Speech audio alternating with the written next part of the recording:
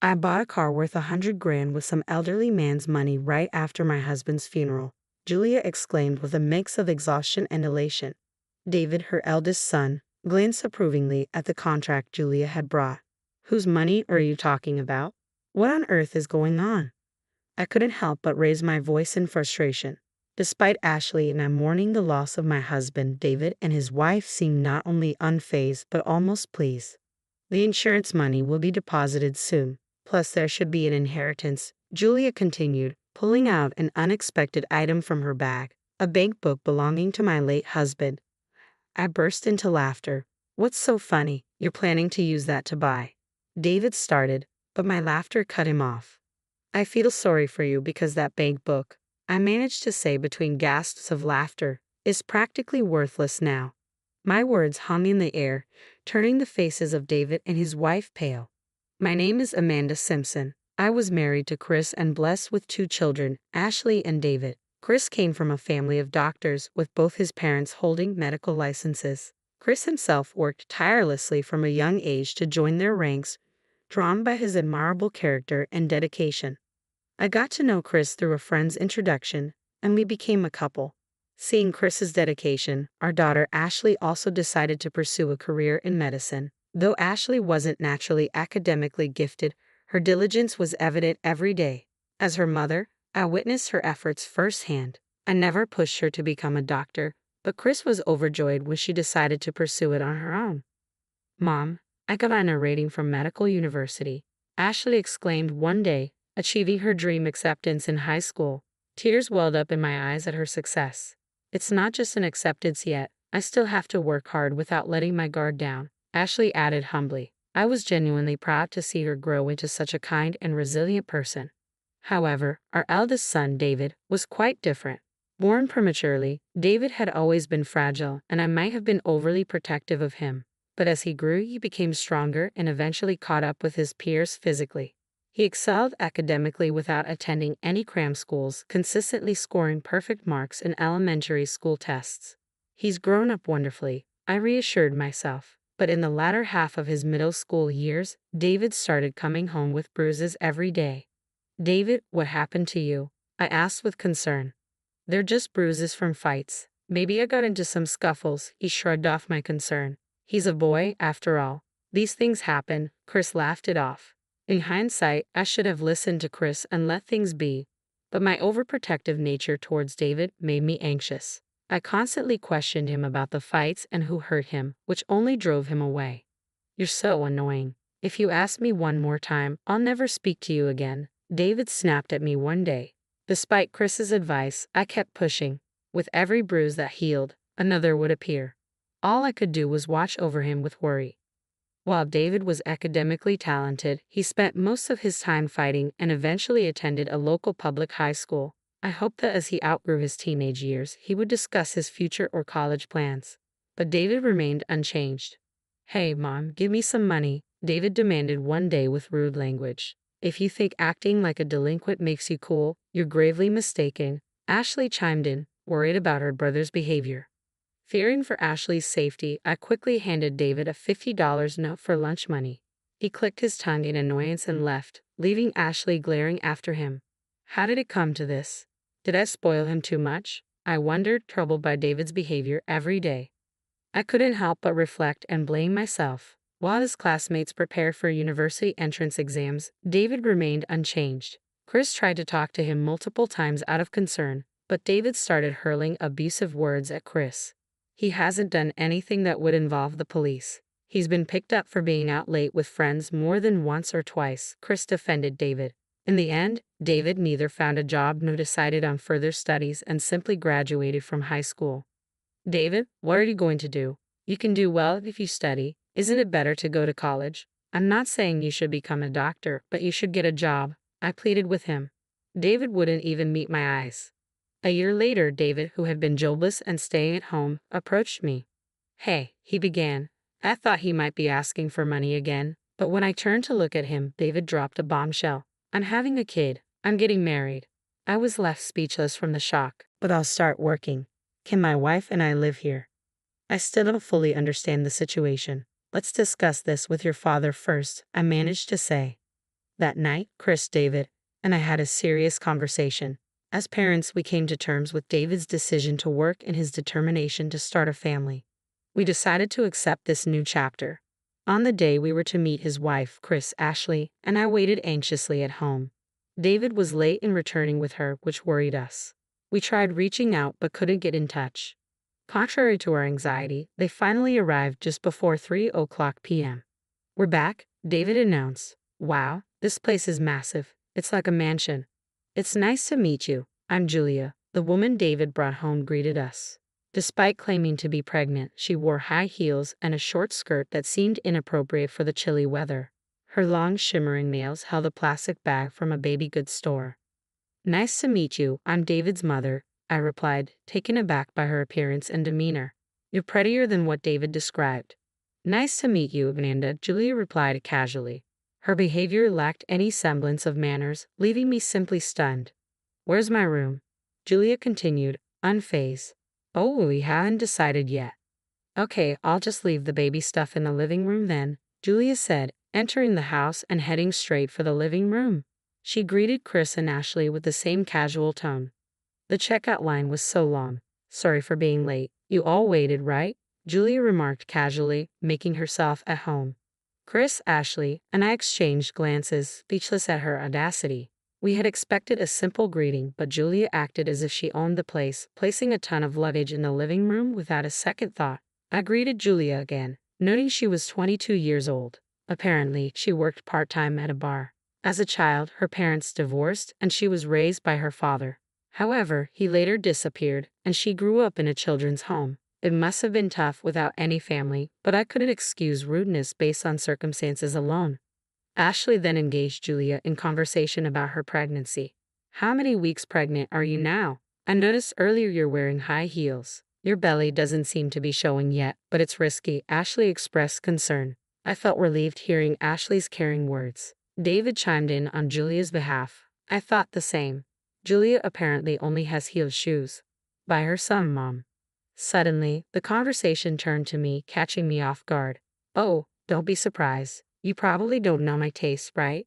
If you give me money, I'll choose for myself," Julia said without hesitation. I was at a loss for words at Julia's boldness. Ashley intervened sharply. "Why should Mom buy it? Why don't you, David? The baby inside me is her grandchild, isn't it?"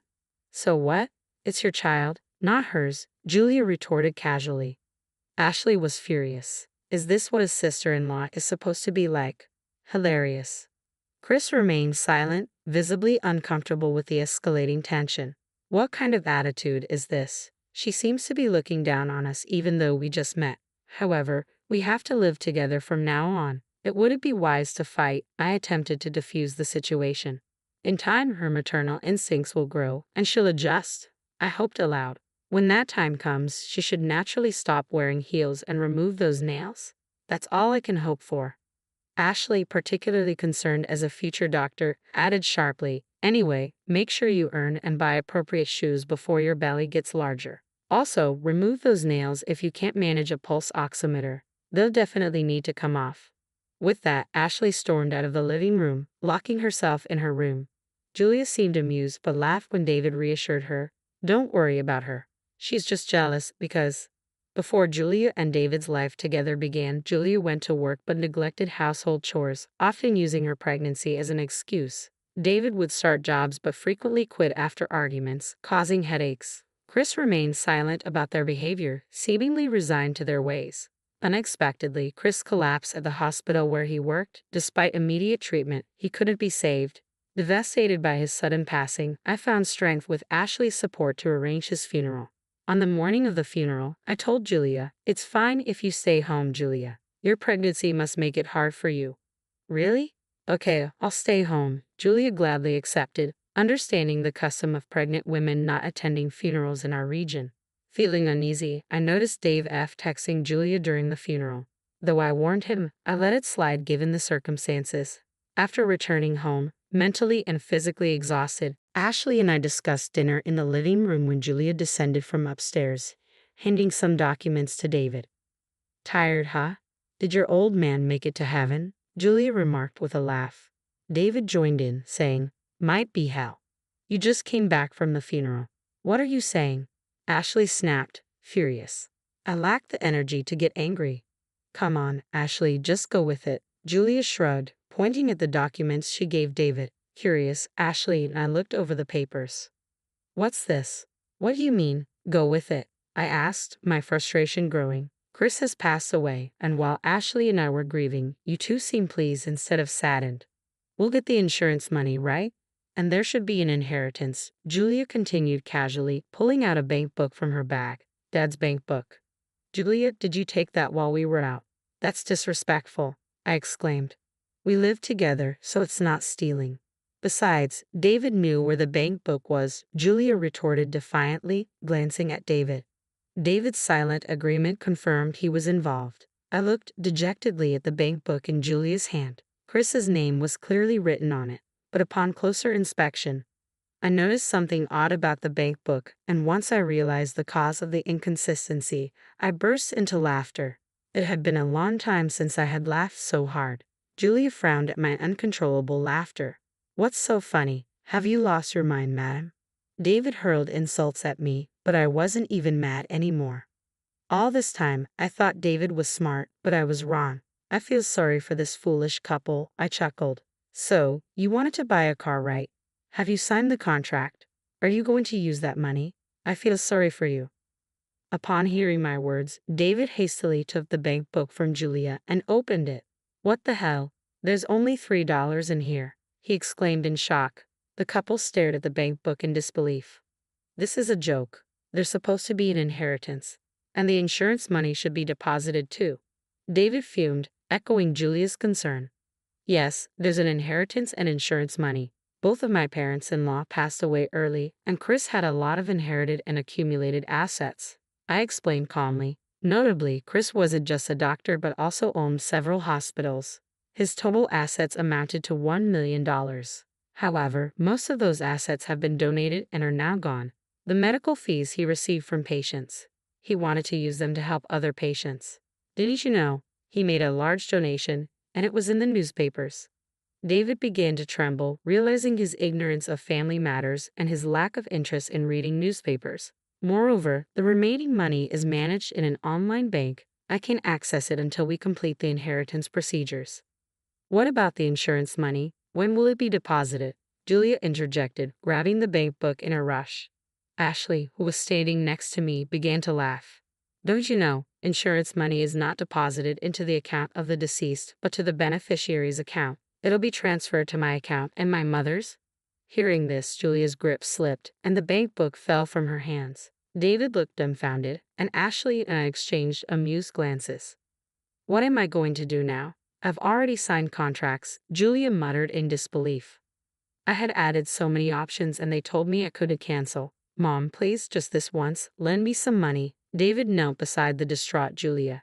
It had been so long since he called me Mom. It felt unfamiliar, as if a stranger was asking for a favor.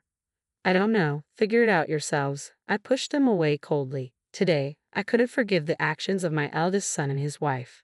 I'm sure Chris felt the same. Mom, you must be tired. Let's go to bed, Ashley said, intervening. Yes, I'm not in the mood for dinner either. Ashley and I stood up, ignoring the two who were sweating in the living room, and headed to the bedroom.